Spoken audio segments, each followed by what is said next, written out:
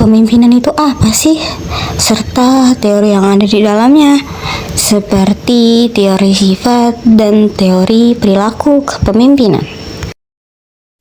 Kepemimpinan adalah kemampuan seseorang untuk memengaruhi, mengarahkan, membimbing, dan mengkoordinasikan orang lain atau kelompok agar mencapai tujuan tertentu. Terdapat beberapa teori kepemimpinan. Yang pertama, teori sifat.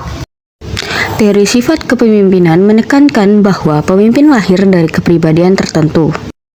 Ciri seperti ekstroversi yaitu tegas dan berani, serta kesadaran diri yang disiplin dan penuh perhatian, menjadi kunci utama kepemimpinan yang efektif.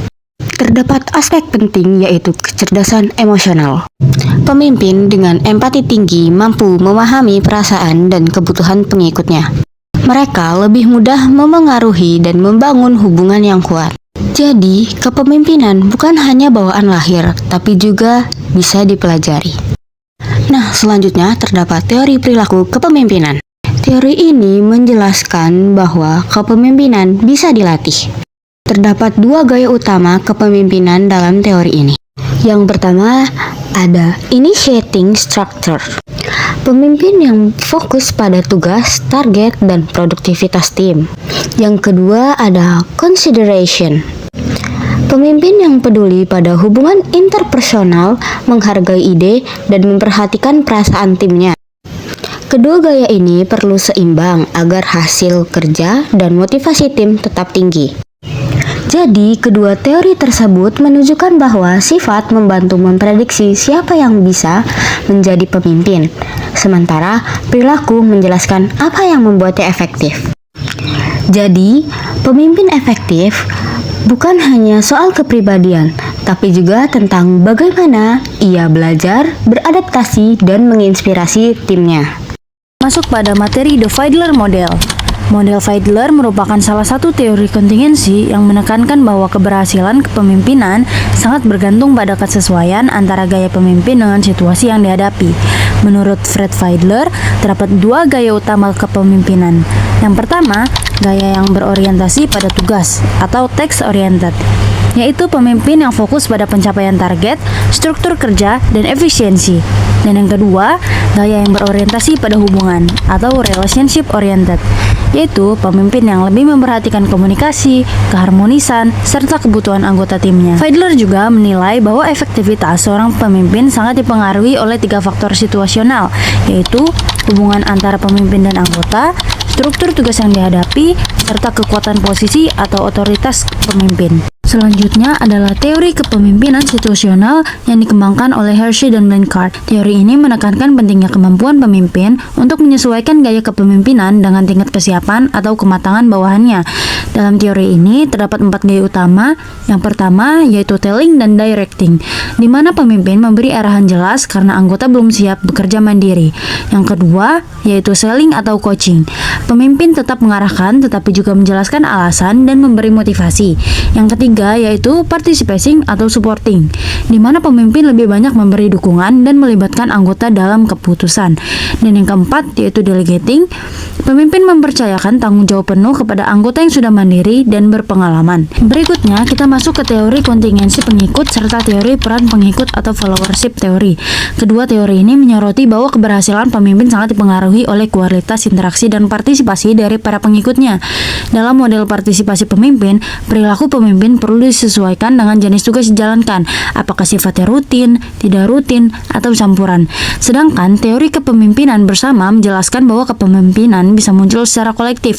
Artinya, setiap anggota tim memiliki kesempatan untuk berperan dan saling mempengaruhi satu sama lain.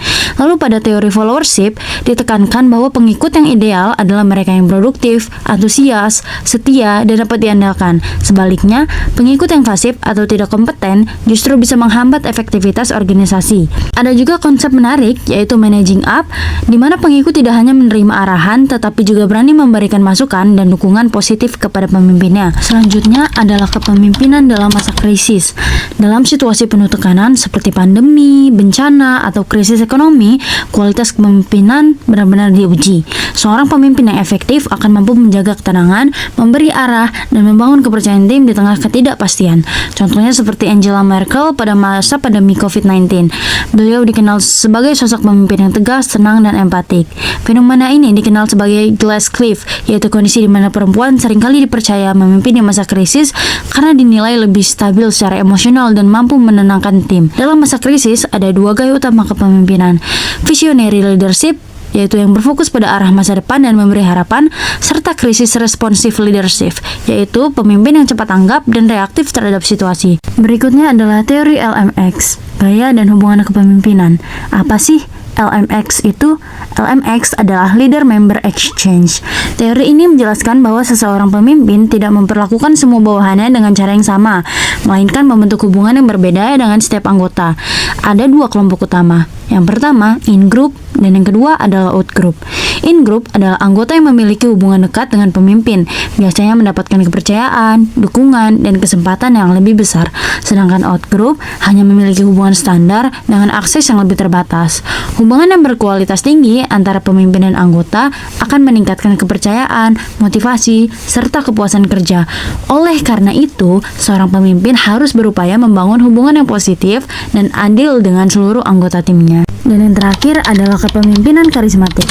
Menurut Max Weber, karisma berasal dari kata Yunani yang berarti hadiah, menggambarkan kualitas luar biasa dari seseorang yang membuatnya mampu memengaruhi dan menginspirasi orang lain. Dalam teori kepemimpinan karismatik, dijelaskan bahwa para pengikut cenderung memberikan atribut heroik atau luar biasa kepada seorang pemimpin ketika mereka melihat perilaku yang visioner, simbolik, dan emosional. Pemimpin karismatik tidak hanya memotivasi dengan kata-kata, mereka mampu menyalakan semangat, membangun kepercayaan diri, dan menciptakan rasa memiliki yang tinggi di antara pengikutnya. 3 gaya kepemimpinan. Pertama, laissez-faire, artinya biarkan saja. Pemimpin tipe ini benar-benar lepas tangan, minim arahan, dan menghindari tanggung jawab. Hasilnya seringkali negatif. Tim jadi bingung, komitmen menurun, dan lingkungan kerja bisa jadi toksik. Ini adalah gaya yang paling tidak efektif. Kedua, transaksional. Ini seperti sebuah transaksi. Pemimpin fokus pada reward dan punishment. Aturannya jelas. Kalau kamu capai target, kamu dapat imbalan.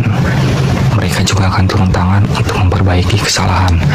Gaya ini efektif untuk menjaga stabilitas dan memastikan pekerjaan selesai sesuai standar. Terakhir dan yang paling inspiratif adalah kepemimpinan transformasional.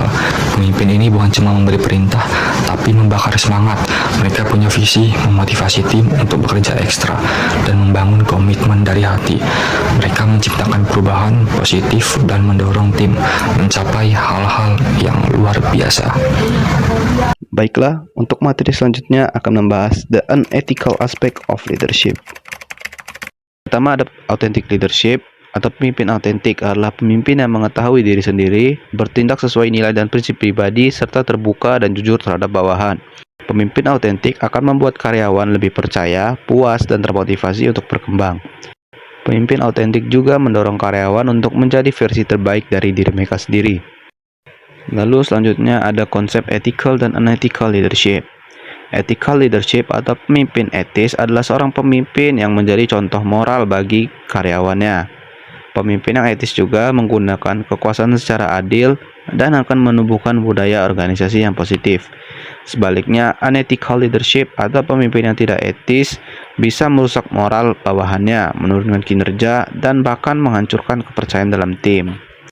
Lalu ada servant leadership, yaitu pemimpin yang lebih mengutamakan pelayanan dan pertumbuhan bawahan, bukan untuk kepentingan pribadi.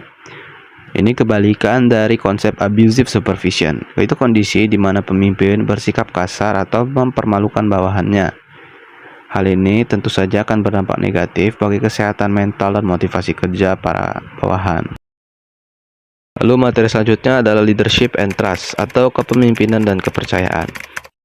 Dalam suatu organisasi, kepercayaan adalah dasar dari semua hubungan antara pemimpin dan pengikut. Ketika seorang pemimpin bisa dipercaya, karyawan atau bawahannya akan lebih berani mengambil risiko, terbuka dalam komunikasi, dan bekerja sama dengan lebih baik. Ada 3 hal utama yang membuat seorang pemimpin dapat dipercaya. Pertama, integrity, yaitu kejujuran dan konsistensi antara perkataan dan tindakan. Kedua, ada benevolence, yakni kepedulian terhadap kesejahteraan orang lain.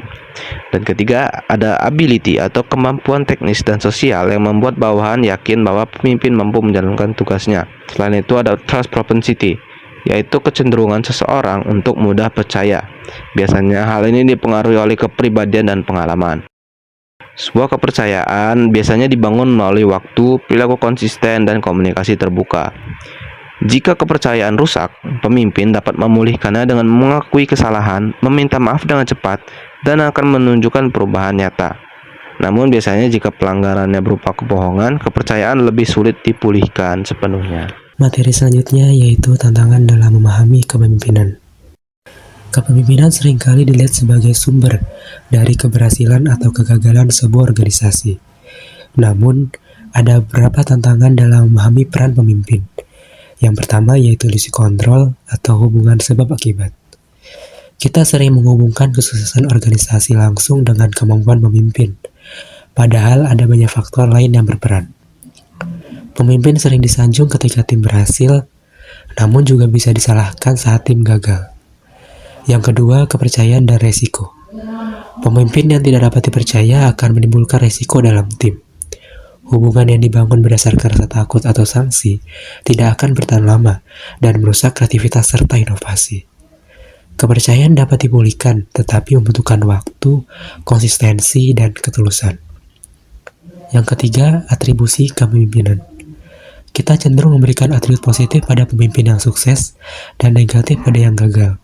Ini disebut atribusi kepemimpinan. Persepsi ini mempengaruhi bagaimana kita menilai pemimpin, terlepas dari kenyataan yang ada. Selanjutnya, faktor pengganti dan penetral kepemimpinan. Ada faktor-faktor tertentu yang dapat menggantikan, dengan artian lain membuat kepemimpinan tidak diperlukan, atau menetralisir, dengan artian lain membuat kepemimpinan tidak efektif. Yang pertama, substitusi atau pengganti. Di sini karakteristik karyawannya yaitu sangat terampil, profesional, atau memiliki pengalaman luas, mungkin tidak membutuhkan banyak arahan dari pemimpin. Untuk karakteristik tugasnya, yaitu pekerjaan yang terstruktur, rutin, dan jelas, tidak memerlukan banyak bimbingan kepemimpinan. Untuk karakteristik organisasinya, yaitu tim yang sangat kohesif dan aturan yang ketat dapat mengurangi kebutuhan akan kepemimpinan yang kuat. Yang kedua, penetral atau penghalang. Di sini karakteristik karyawannya yaitu ketidakpedulian terhadap penghargaan dari pemimpin atau ketidakmampuan untuk belajar. Karakteristik tugasnya yaitu tugas yang tidak jelas atau ambigu. Untuk karakteristik organisasinya, jarak fisik antara pemimpin dan bawahan, kebijakan organisasi yang kaku, atau kurangnya kekuasaan pemimpin. Selanjutnya yaitu investasi dalam pengembangan pemimpin. Tujuannya adalah untuk meningkatkan kemampuan teknis dan interpersonal pemimpin. Dibagi menjadi 2, yaitu yang pertama pelatihan kepemimpinan dan yang kedua mentoring. Dalam pelatihan kepemimpinan, pelatihan dapat membantu pemimpin memperoleh pengetahuan dan keterampilan yang dibutuhkan. Di dalam mentoring, peran mentor adalah karyawan senior atau berpengalaman yang mensponsori dan mendukung karyawan yang kurang berpengalaman. Mentor tidak hanya membimbing, tetapi juga berfungsi sebagai panutan, pelatih, dan penasihat. Manfaat mentoring ini dapat meningkatkan karir, kemampuan kepemimpinan, dan potensi pengembangan karyawan.